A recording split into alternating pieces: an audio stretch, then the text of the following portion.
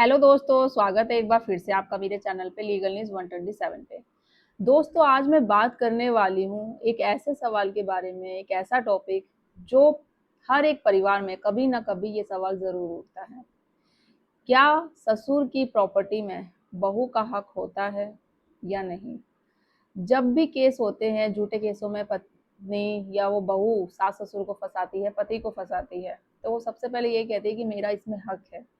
अब वो प्रॉपर्टी भले उसके पति के नाम से हो या सास ससुर के नाम से हो, तो वो कहती मेरा अधिकार है ही, मैं शादी कर कर आई हूँ तो यहाँ पे मेरा अधिकार है, मैं लूंगी, ये प्रॉपर्टी मैं लूंगी, मैं इसमें आधा हिस्सा लूंगी। तो इस तरीके से हो सकता है आप लोगों के साथ, बहुत लोगों के साथ ऐसा ही होता हो।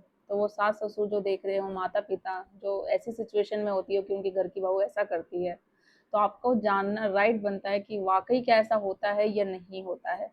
तो आज हम जानेंगे, मैं बात करूंगी जो इस वीडियो में, क्या अगर पति की मृत्यु हो जाए तो, अगर सास ससुर बहू को घर से निकाल दे तो, और अगर ससुर के नाम प्रॉपर्टी है तो क्या बहू उसमें रह सकती है बिना ससुर सास ससुर की परमिशन के, और क्या बहू सीधे हिस्सा मांग सकती है ऐसी सिचुएशन में? तो वीडियो बहुत इंपॉर्टेंट है, एंड तक बने रहिएगा, क्योंकि आज मैं इस वीडियो में आपको सारे सवालों के जवाब दूंगी जो समाज में बहुत कंफ्यूजन करते हैं इन सबको लेके, और जानना आपका बहुत राइट है। और ऐसे बहुत सारे इस सिचुएशन से रिलेटेड केसेस कोर्ट कचहरी में भी चलते रहते हैं, जिनको पता नहीं होता कि क्या करना चाहिए आपको, क्या नहीं। क्योंकि जब आपको कानून की सही जानकारी होगी, जब भी आप नॉलेज ले पाओगे, केस फाइट कर पाओगे, और आपको पता होना चाहिए कि ऐसी सिचुएशन में क्या सच में सास ससुर की प्रॉपर्टी में बहू का अधिकार होता है या नहीं होता है।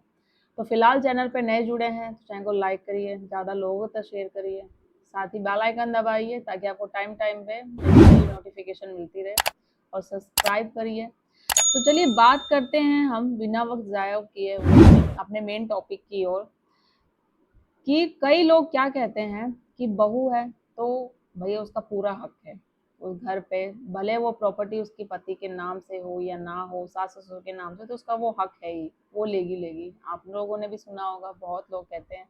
तो ये जब आप बातें आपके कानों तक आती हैं, आप सुनते हैं, तो आप और घबरा जाते हैं। बहुत सिचुएशन में तो ये भी होता है, भले वो प्रॉपर्टी सास ससुर की होती है, बट बहू जब ऐसी आ जाती है ना, लड़ाई झगड़ा करती है, उनकी प्रॉपर्टी से उनको बाहर निकाल देती है, और वो बीच रास्ते में आ जाते हैं। भले उनके नाम थी, प्रॉपर्टी नहीं थी, फिर भी कब्जा कर लेती है। तो आपको क्या करना चाहिए ऐसी सिचुएशन में? और कुछ लोग क्या कहते हैं, ससुर की संपत्ति में तो बहू का कोई अधिकार नहीं होता। ठीक है, तो आखिर सच है क्या? तो आज के इस वीडियो में मैं इस कानूनी सच्चाई को एक सिंपल लैंग्वेज में आपको समझाऊंगी, ताकि आपको इजीली समझ में आ जाए, और जानेंगे कोर्ट ऐसे सिचुएशन में क्या फैसला करता है, जो आपका जानना बहुत ज़रूरी है। तो वीडियो एंड तक देखिएगा, क्योंकि ये जानकारी हर परिवार के लिए बहुत ज़रूरी है। ठीक है, तो अब सबसे पहले हम समझते हैं कि ससुर की प्रॉपर्टी कितने प्रकार की हो सकती है, ये भी समझना ज़रूरी है।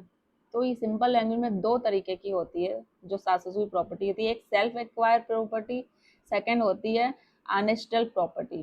ठीक है, तो सेल्फ एक्वायर प्रॉपर्टी का मतलब ये होता है कि जो संपत्ति ससुर ने अपनी कमाई से खरीदी हो। ठीक है, जैसे कि अपनी नौकरी से खरीदा घर, अपनी कमाई से खरीदी जमीन, अपनी सेविंग से लिया फ्लैट, तो वो उसकी सेल्फ एक्वायर प्रॉपर्टी हो गई। अब इस पर पूरा अधिकार मालिक का ही होता है, मतलब जो ससुर ने खरीदी वो उसका, सिर्फ उसी का अधिकार है उसका। यानी ससुर चाहे तो किसी को दे, चाहे ना दे, तो वो उसकी मर्जी होती है। विदाउट परमिशन कोई नहीं रह सकता उसमें, ऑनर ले सकता है। अब दूसरा है अननेशनल प्रॉपर्टी, मतलब पारिवारिक पुश्तैनी संपत्ति जो होती है ना, पूर्व जमाने से चली आती है वो प्रॉपर्टी, तो जो पीढ़ियों से चली आ रही है, इसमें लीगल राइट्स अलग अलग हो सकते हैं ऐसी सिचुएशन में। जैसे कि अब इसी में सबसे बड़ा सवाल क्या है, जो पूर्वजों की संपत्ति से पीढ़ियों से चलती चली आ रही है, तो क्या बहू का सीधे ससुर की प्रॉपर्टी में हिस्सा होता है? तो इसका जवाब है आमतौर पर नहीं, बिल्कुल नहीं होता है। बहू को सीधे ससुर की सेल्फ एक्वायर्ड प्रॉपर्टी में ऑनरशिप राइट बिल्कुल नहीं मिलता है। अगर ससुर चाहेगा तो वो वहाँ रह सकती है, नहीं चाहेगा तो बिल्कुल नहीं रह सकती जबरदस्ती, और उसमें हिस्सा तो उसका बिल्कुल ही नहीं होगा। अब सुप्रीम कोर्ट ने कई मामलों में क्लियर कहा है क्या, कि बहू सास ससुर की सेल्फ एक्वायर्ड प्रॉपर्टी में सीधा दावा नहीं कर सकती है, हिस्सा नहीं मांग सकती है, उसको नहीं मिलेगा। अगर प्रॉपर्टी ससुर की कमाई की है और तो वो अपनी मर्जी से किसी को भी दे सकता है, उसकी मर्जी है। बहू ऑटोमेटिक ओनरशिप नहीं बन सकती है उसकी। अब ऐसी सिचुएशन में लोग क्या पूछते हैं, तो फिर बहू का क्या कोई हक नहीं है इसमें? क्या वो क्या करेगी? अगर मान लो कि अगर वो बहू, वो पत्नी सच में उसके साथ घरेलू हिंसा हो रही है, वो पीड़ित है, ठीक है, तो उसको जरूरत है भाई, खाने पीने रहने की दिक्कत हो रही है, तो क्या ऐसी सिचुएशन में क्या किया जाएगा? तो ऐसा भी नहीं है कि एक बहुत महत्वपूर्ण बात आती है ऐसी सिचुएशन में, राइट टू रेजिडेंस यानी रहने का अधिकार। डोमेस्टिक वायलेंस एक्ट के तहत पत्नी को शेयर हाउस में रहने का अधिकार मिल सकता है अगर वो मैट्रिमोनियम होम है जहां पति पत्नी साथ रहते थे। तो कुछ परिस्थितियों में पत्नी रेजिडेंस प्रोटेक्शन मांग सकती है ऐसी सिचुएशन में, बट सीरियसली जिसके साथ घरेलू हिंसा हुई हो। अब जब देखा जाए, जिस बहू के वहां रहने से और ज्यादा लाइक घर में कलेश होता है, लड़ाई झगड़ा होता है, पता है कि भाई वो आएगी फिर दोबारा से कलेश करेगी, वो सिर्फ वहां रहने के लिए सब चीजें कर रही है, तो ऐसे सिचुएशन में ये नहीं कि उसको घर में वहीं रहा जाएगा, कोर्ट ऑर्डर देगी।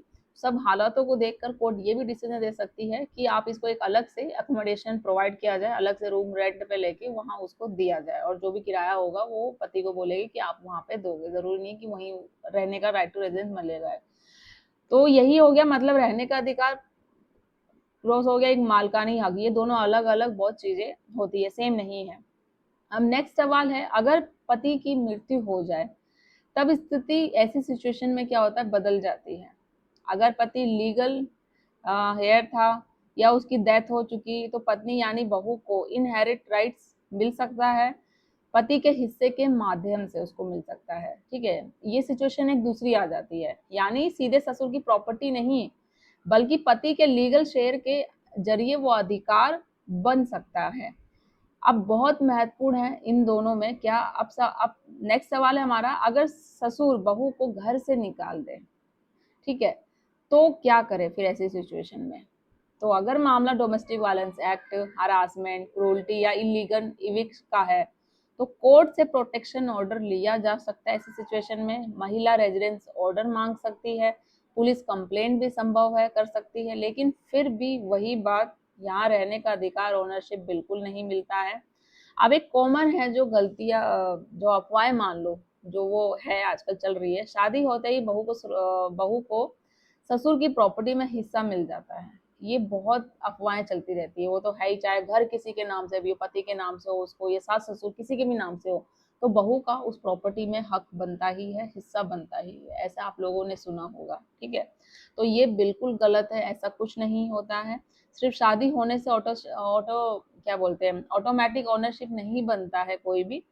लॉ डॉक्यूमेंट लीगल राइट देखता है, सिर्फ रिश्ते नहीं देखता है। तो अब सवाल ये है नेक्स्ट, अगर ससुर ने वसीयत मतलब विल जिसे हम कहते हैं बना दी है, तब तो क्या होगा? तो अगर विल में बहू का नाम है तो अधिकार बन सकता है, अगर नहीं है तो बिल्कुल नहीं बन सकता है। तो सिर्फ बहू, अगर नाम नहीं है तो क्या होगा विल में? तो सिर्फ बहू होने का अधिकार पर दावा आसान नहीं हो सकता है, वो नहीं कर सकती, मुश्किल नहीं है। तो सेल्फ रिक्वायर्ड प्रॉपर्टी में मालिक की इच्छा बहुत महत्वपूर्ण होती है। नेक्स्ट सवाल ये है, अगर अगर प्रॉपर्टी जॉइंट फैमिली प्रॉपर्टी हो, तो जैसे बोला ना पीढ़ियों से चलती चली आ रही है, तो उसमें भी क्या होगा, उस सिचुएशन में क्या फिर बहू का अधिकार होगा उस प्रॉपर्टी में? तब ऐसी सिचुएशन मैंने बोला कि मामला थोड़ा सा अलग हो जाता है। अगर पति कॉरपोरेशन से है और जो वही उसकी जो प्रॉपर्टी है पीढ़ियों से चलती चली आ रही है, तो मैं उसमें उसका क्या होगा, लीगल शेयर होता है, तो उस हिस्से से पत्नी के इनडायरेक्टली राइट बन सकते हैं, लेकिन फिर भी सीधा बहू का हिस्सा कहना लीगल रूप से ठीक नहीं होगा। तो ये चीजें हैं।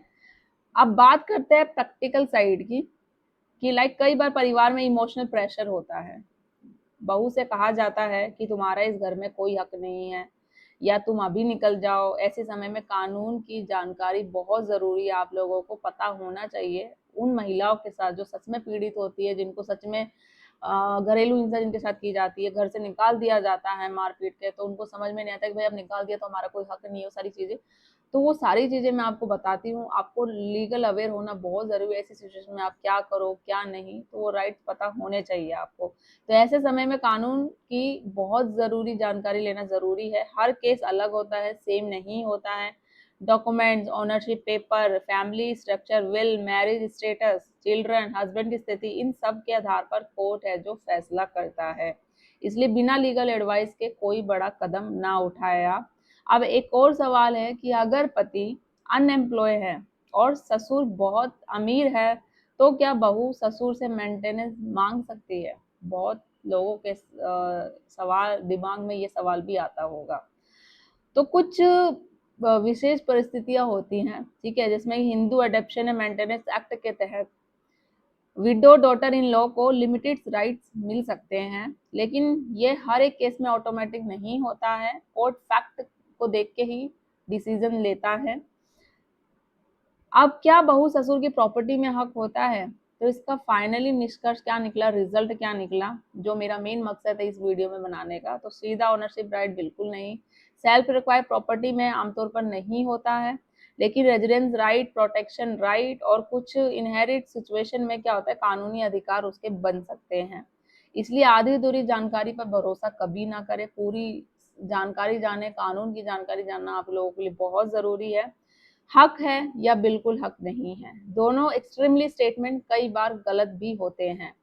सही जवाब फैक्ट और लॉ दोनों पर डिपेंड करता है और उसी आधार पर है जो फैसला डिसाइड होता है। अगर आपके परिवार में कोई भी ऐसा डिस्प्यूट चल रहा है सेम, तो डॉक्यूमेंट्स आपको संभाल के रखने हैं और प्रॉपर लीगल एडवाइस लेनी है, उसके बाद ही आपको स्टेप आगे लेना है।